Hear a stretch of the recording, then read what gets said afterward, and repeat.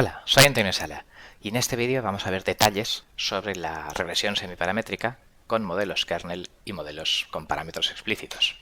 Mezclaremos modelos kernel, donde la única suposición es que si la entrada está cercana, la salida debe estar correlada, con modelos paramétricos como los de mínimos cuadrados.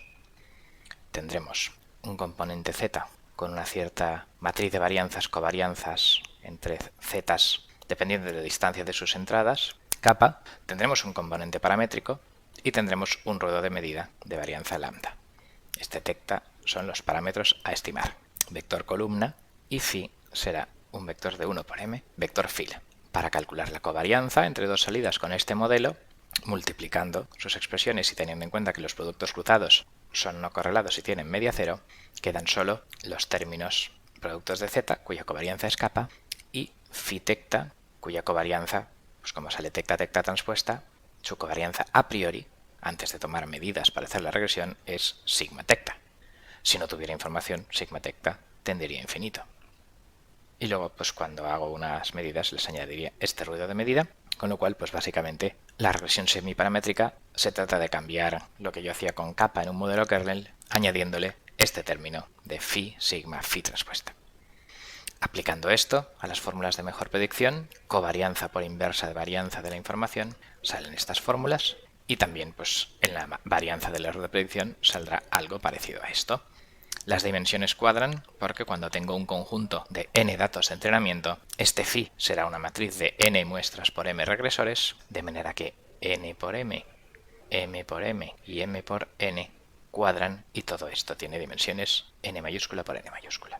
Y al final, claro, la mejor predicción tiene dimensiones de 1 por 1, haciendo todas estas operaciones. De esta fórmula, copiada aquí, obtenemos que lo que multiplica a phi es el componente paramétrico y esta es la expresión del componente paramétrico estimado. Vamos a calcular ahora la precisión de este estimado. La matriz de varianzas covarianzas detecta estimado. Para ello vamos a hacer una derivación alternativa de esta estimación. Yo tengo este modelo y ahora lo que yo quiero es calcular la covarianza de i tecta y la varianza de i para hacer la fórmula de la mejor predicción. La mejor predicción de tecta es la covarianza entre tecta e i dividida por la matriz de varianzas covarianzas de i multiplicada por la información. Entonces, ¿cuál es la covarianza entre tecta e i? Bueno, pues multiplicar tecta por i transpuesta. Como tecta y z son independientes y tecta y epsilon son independientes, pues solo tecta por tecta es el que queda en estas medias y por tanto esta es la covarianza. Sigma tecta por phi de x transpuesta.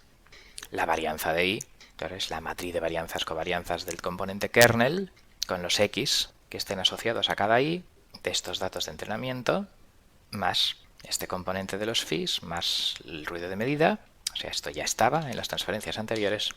Y entonces la mejor predicción de tecta es efectivamente la covarianza dividida por la varianza de la información multiplicada por la información y, es importante, coincide con la transferencia anterior. Sale la misma fórmula que antes salía simplemente porque lo que multiplica a psi debe ser tecta, según este modelo, y esta fórmula y esta de la mejor predicción coinciden, o sea que todo cuadra. Pero ahora podemos calcular la varianza de los parámetros estimados como la varianza a priori menos la reducción de la varianza dada por la información, que es la covarianza, la inversa de la varianza de la información por la covarianza transpuesta, la fórmula general de la mejor predicción lineal, y por tanto esto me dará la matriz de varianzas covarianzas a posteriori de los parámetros tecta estimados. Si vemos ahora casos particulares, la kernel regression sin componentes paramétricos es sigma tecta igual a 0. Claro, esto no está y estas fórmulas se convierten en las de kernel rich regression de siempre. Y los mínimos cuadrados, pues claro, es hacer kappa igual a 0. Y entonces, haciendo kappa igual a 0, se obtiene esta mejor predicción de i y esta estimación del parámetro, aquí la tengo copiada, que corresponde con las fórmulas de mínimos cuadrados recursivos. Este es el componente paramétrico. Y al multiplicar por phi es la predicción de la propia salida. En efecto, revisando la teoría de estos mínimos cuadrados recursivos, ante un estimado inicial con cierta media y cierta varianza, acaba siendo esta fórmula de aquí, y cuando la media de los parámetros estimados es 0, pues esta fórmula vemos que coincide exactamente con esta, simplemente que aquí a X le llamábamos los regresores directamente y aquí a X eran las entradas puras y teníamos funciones no lineales en el kernel y funciones posiblemente lineales o no lineales en los regresores. Pero, como veis, las dos fórmulas son las mismas y también coincide la fórmula de las matrices de varianzas covarianzas, cuando kappa es 0. ¿Cuál es la diferencia ahora? Que al poner la matriz de kernel hay más componentes aleatorios interviniendo en mi modelo y por tanto esta varianza será más grande que cuando esto no está y fuera 0.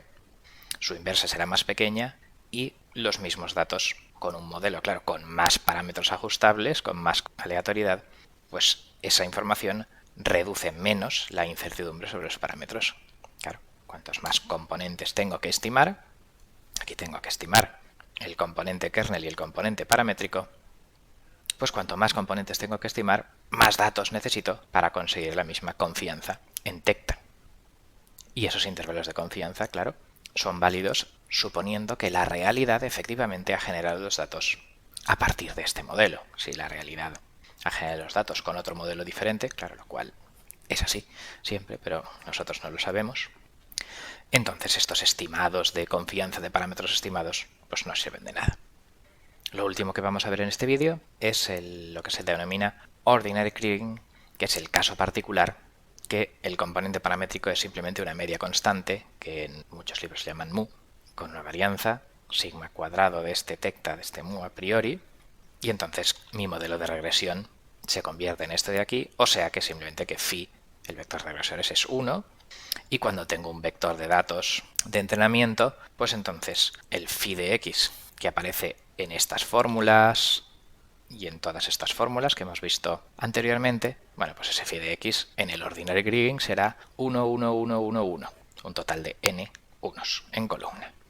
Si eso le llamamos 1 en esta fuente rara sub n, pues entonces esta fórmula, reemplazando phi por ese 1n, queda así, y este sería el estimado de la media. Podríamos calcular su intervalo de confianza, también con todo esto, y lo que ocurre es que lo que en la literatura se llama ordinary kriging, pues hacen en muchos casos tender lambda a 0, sin ruido de medida, y tender sigma a infinito, sin ninguna información previa sobre por dónde puede ir la media.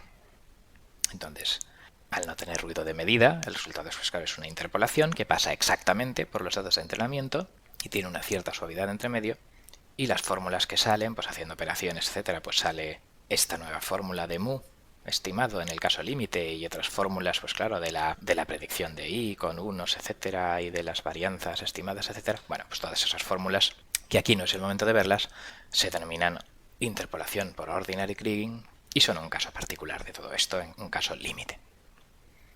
Bien, pues vamos a concluir. Hemos visto cómo considerar tanto componentes kernel como componentes explícitos deterministas, el kernel puro o los mínimos cuadrados clásicos con información a priori son un caso particular de lo que aquí se ha visto, y el ordinary kriging es cuando tengo este modelo de regresión donde solo quiero estimar una media de los datos, es muy popular, y con estos casos límites pues hay determinadas fórmulas en los libros o en las toolboxes de análisis de datos multivariantes que podéis consultar o implementar. Bien, pues esto es todo. Con esto finaliza el vídeo. Muchas gracias por vuestra atención.